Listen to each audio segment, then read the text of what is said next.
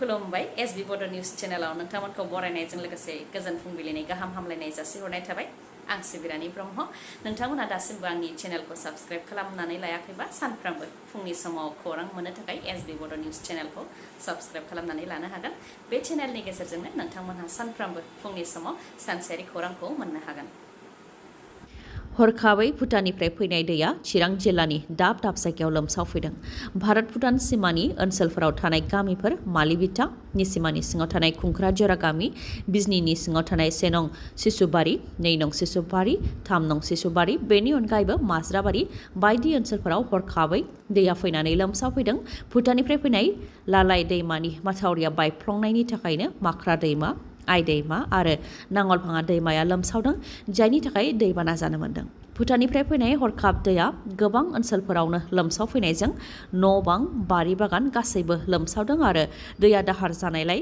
दाउ अमा बोरमा गासैखौबो बुखारनानै लांदों दैबानाया दैबाना जानायनि थाखाय फारसेनिफ्राय सिलिंखार जानायखौ लानानै मेगनाव मोदै बोहैहोदों भुगिनांनाय रायजो राजाफ्रा आरो माखासे ओनसोलफोराव सिला आरो लामाफोरावनो जानजिसेमानि दैया लोमसावदों जायनि थाखाय थानो आरो जानो थाखाय गोबां जेंना मोननो गोनां जादों बेनि अनगायैबो माखासे ओनसोलफोरावबो दैया देरगासिनो दं जायनि थाखाय गिखांनायखौबो फोरमायथिदों भुटान हादराव गोबां अखा हानायनि थाखायनो भुटाननिफ्राय बोहैबोनाय लालाय दैमानि माथावरि जाय माथावरिया भारत भुटान सिमायाव दङ बेयो बायफ्लंदों जायनि जाहोनाव मिथिस्लाबलायालासे चिरां जिल्लानि दाब दाब जायगाफोराव दैया लोमसावफैदों हरखाबै आरो जेबो मिथिस्लाबलायालासे दैया लोमसावफैनायनि थाखाय सुबुंफोरा गाव गावनि गोनां मुवा बेसाद दाउ अमा बोरमा बायदिफोरखौ रैखा खालामनो हायाखै खालि बिथांमोनहा गाव गावनि जिउखौल' रैखा खालामनो हादों हादराव माखासे मुवा बेसादनि बेसेना खम जासिगोन आरो माखासे मुवा बेसादनि बेसेनखौ बांहोनाय जाबाय मख'नो गोनांदि 50थि जीएसटी काउन्सिल मिटिं खुंनाय जादोंमोन जेराव जीएसटी खम खालामनाय आरो बांहोनो थाखाय माखासे थांखिफोर लानायखौ फोसावनानै होदों मिरुनि रांखान्थि मन्थ्रि निर्मला सीतारामन बिथाङा जीएसटी खम खालामनायफोरनि मादाव सेथियाव केन्सारनि मुलिफोर माखासे बेरामनि मुलिफोर आरो जाग्रा आदार जाय मुलिनि खामानि होयो बेफोराव जीएसटी थानाय नंला अदेबानि बेसेना खम जासिगोन नैथियाव सिनेमा हलाव फाननाय जाग्रा आदारफोरनि बेसेना खम जासिगोन जीएसटीखौ 18 जौखोन्दोनिफ्राय 5 जौखोन्दो खालामनाय जाबाय उल्था फारसेथिं अनलाइन गेमिं गराय खारनाय बादिनांनाय आरो केसिन'नि टेक्सखौ 28 जौखोन्दोसिम बांहोनाय जाबाय आरो माखासे मुवा बेसादफोरनि सायावबो होनाय टेक्सखौ बांहोनाय जादों बर' रावा 8थि फारियाव हाबनायनि उनावबो आरो बर' रावखौ आसामनि एस'सिएट अफिसियेल लेंगुवेज अदेबानि लोगो मावख'आरि राव महरै गनायथि मोननायनि उनावबो बिटिआरनि सिङावनो बर' रावखौ नेवसिनाया खनले नुजाथिदों बे खेबाव बाक्सा सालबारिनि कमलाबारि दै जगाथाय बिथांखिनि साइनबर्डआव बर' रावखौ नेवसिनायखौ नुनो मोननाय जादों जायखौ सालबारि एबसुआ गोसोम गाबजों खोमोरदों सालबारिनि कमलाबारि दै जगाथाय बिथांखिनि साइनबर्डआव खालि असमिया आरो इंराजि रावजोंल' लिरनायखौ नुनो मोननाय जादों बेनि सायाव सालबारि एबसुआ बुंथिदों दि साइनबर्डआव असमिया आरो इंराजि रावजों लिराथों मानो जेबो बुंनांगौ गैया नाथाय बर' रावजोंबो लिरनो नांगोन होननानै बुंथियो बिथांमोनहा आरो बर' राव लिरनांगौनि थाखायबो दाबि खालामो बिथांमोनहा खारबाय थानाय गारिनि सायाव मैदेरा गाग्लोबदों जायनि थाखाय सासे उन्दै गथ'सानि जिउ खहा जादों खारबाय थानाय गारिखौ मैदेरा गाग्लोबनानै थेर बेथेर खालामदों बे जाथाया हजाइनिफ्राय सोनाब कार्बि आंलं थांनाय लामा टेपालागुरियाव जादों AS 02 AG 9800 नाम्बार गारिजों नखरसेनिनो 4 सुबुंफोरा थांबाय थानाय समावनो कुमुराकाटा हाग्रानिफ्राय मैदेरा लामायाव ओंखारबोनानै खारबाय थानाय गारिखौ होसोदों मैदेरनि होसोनायनिफ्राय रैखा मोननो थाखाय साखा खब्रै गारियाबो उनथिं फावसायलांबाय थादोंमोन नाथाय मैदेरा खाथि सौफैनायलाय फिसाया बिसिखौ सासे फिसाखौ लानानै गारिनिफ्राय ओंखारलांनो बुंथिदोंमोन आरो फिसाय बुंथिनाय बायदियै बिसियाबो फिसा सासेखौ लानानै गारिनिफ्राय ओंखारलांदोंमोन बेनि उनाव फिसायाबो गावजों लोगोआव सासे फिसाखौ लानानै गारिनिफ्राय ओंखारनो नागिरदोंमोन बेयावनो हाग्रानि मैदेरा बिथांमोननि सायाव गाग्लोबदों जायजों उन्दै गथ'साया जिउ खोमानो गोनां जादों आरो बिफायाबो गाज्रियैनो जोखोम जादों थैनाय गथ'सानि मुङा रंली टेरंपी 6 बोसोर बैसोनि जाथायनिफ्राय खुनुरोखोमै जिउ रैखा मोननो हानाय उन्दै गथ'सानि बिफाखौ फाहामथायनि थाखाय उनाव देहा फाहामसालियाव थिसननाय जादों गारियाव थानाय 4 सुबुंनि मादाव बिसि फिसाय आरो बिथांमोननि 2 गथ'साफोरमोन बे गासै जाथायाव रंली टेरंपीनि जिउ गोमानायनि अनगायैबो 3 बिथांमोनहा जोखोम जादों इउपिपिएल दोलोआ दिनैनि सानाव हान्थु खेरायनानै सोरखार सालायनायनि थाखाय बिजेपि सोरखारा मा बुङो बेखौनो मावो होननानै बुंथिदों एमसिएलए प्रेस मुसाहारिया। मख'नो गोनांदि आसामनि मोननै लकसभा बियाब आरो मोनद' बिधानसभा बियाबनि मुंखौ सोलायनो थाखाय आसाम केबिनेटआव थांखि लानानै बिसायख'थि आयगनो दैथायहरनो थाखाय थांखि लादों आसाम सोरखारा। नाथाय बिटिसि एसेम्ब्लियाव बियाब दाफामनायनि सायाव सावरायनाय जायाखै आरो बियाब दाफामनाया बिटिसि एसेम्ब्लिनि मेटार नङा होननानै बिटिसि सोरखारा बेनि सायाव सावरायनो खाबु होआखै। बेखौ लानानै बिपिएफ दोलोनि एमसिएलए प्रेस मुसाहारिया खौरांगिरि मेल खुंदों। जायनाखि दरं लकसभा बियाबनि मुंखौ भैरबकुन्द, गुवाहाटी लकसभानि मुंखौ प्रागज्यतिसपुर, गोबर्धना बिधानसभानि मुंखौ मानास मुङै खालामनायजों लोगोसे माखासे बियाबफोरनि मुंखौ सोलाय सोल' खालामनो थाखाय आसाम केबिनेटआव थांखि लानानै आसाम सोरखारा बिसायख'थि आयगनिसिम दैथायहरनो नागिरदों। अब्ला जोंनि बिटिसि एसेम्ब्लियाव उदालगुरि लकसभा नांगौनि थाखाय मानो सावरायनो हाया होननानै बुंथिदों बिथाङा। आरो मानि थाखाय प्रमद बर' सोरखारा बेनि सायाव सावरायनो थाखाय खाबु होआखै होननानैबो सोंथि खालामदों एमसिएलए प्रेस मुसाहारिया।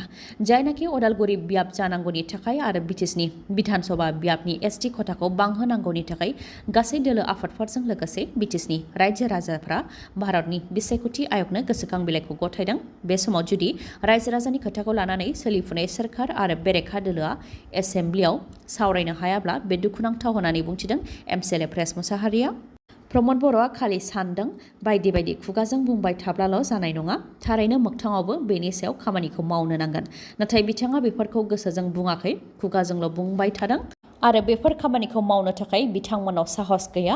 हान्थु खेरायनानै बिथांमोनहा सोरखार सालायनायनि थाखायनो बेफोर जानो मोनदों। बिथांमोनहा बिजेपिआ मा बुङो बेखौनो खालामो। बेनिखायनो बिथांमोनहा जुदि सोरखार सालायबाय थायोब्ला रायजो राजाफ्रा जेबो मुलाम्फा मोननाय नङा होननानैबो बुंथियो एमसिएलए प्रेस मुसाहारिया। एनडिएबिनि केसनि बेलायावबो खामानि मावबाय थादों होननानै बुंथिदों। नाथाय एनडिएबिफोरनि केसआ दासिमबो जोबाखै, रिहेबिलिटेसनखौ मोनजोबनो हायाखै, बेयावबो नंखाय खोथा बुंबोबाय थादों। साख्रिनि बेलायावबो नंखाय खोथा बुंबोदों। आसाम डाइरेक्ट रिक्रुटमेन्ट 2022-23 नि गेजेरजों आसाम सोरखारा थार्ड आरो फर्थ ग्रेडनि जे साख्रि होदों, बे बेलायाव बिटिसिआव थार्ड आरो फर्थ ग्रेडनि साख्रिखौ बेसेबां होनो हाखो बेनि सायावबो एसेम्ब्लियाव सोंथि खालामनाय जादोंमोन। नाथाय बिथांमोनहा निल अदेबानि सासेनोबो होनो हायाखै होननानै फिननायखौ होदों होननानै फोरमायथिदों एमसिएलए प्रेस मुसाहारिया। हाथायाव 20 रांनि ना सिंगि मोनिनि थाखायनो हाथायाव दुंहाव थासारि। नाखौ दानफ्ले दुनफ्ले खालामनायजों लोगोसे ना फाननायाव बाहायनाय थोरसि लथाफोरखौबो सिखाजों दानफ्ले दुनफ्ले खालामदों। आसामनि जनाइनि हाथायाव जादों बे जाथाया। फोरमायथिनाय बायदिब्ला राकेश मुंनि सुबुङा जौ लोंनानै फैनानै गिबियाव 20 रांनि ना सिंगिखौ बिफैदोंमोन।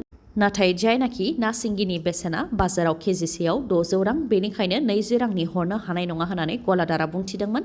बेयावनो राकेशआ ना दाननो थाखाय बाहायनाय गोबौ सिखाखौ लानानै गलादारनि खानायाव हमदों आरो सिखाखौ गोदोनायाव दोननानै दानस'नो हुमखि होदों। जेरैखि जाया सिंगि नाखौ 20 राङाव हरनो थाखाय हुमखि होदों जौ फेनाय राकेशआ। उनाव थासारिखौ गाज्रि नुनानै गावनि नाफोरखौ गारनानै जिउ रैखाथिनि थाखाय खारनो गोनां जादों गलादारा।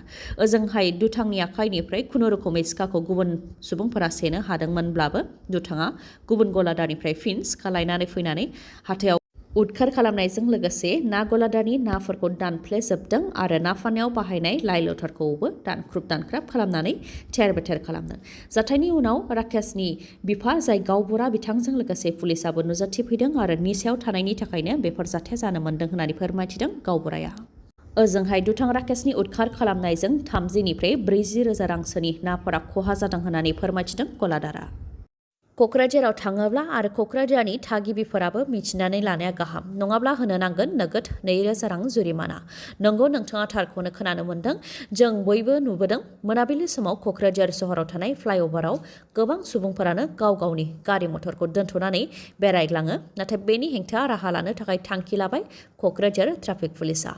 क'क्राझार सहरनि फ्लाइअभाराव आयेन बेरेखायै गारि लाखिनानै दोनोब्ला दानिया 179 IMV एक्ट सेक्सननि सिङाव राहा लानाय जासिगोन आरो गारि मथर दोननानै हमजायोब्ला 2000 रां जुरिमाना होनो गोनां जासिगोन।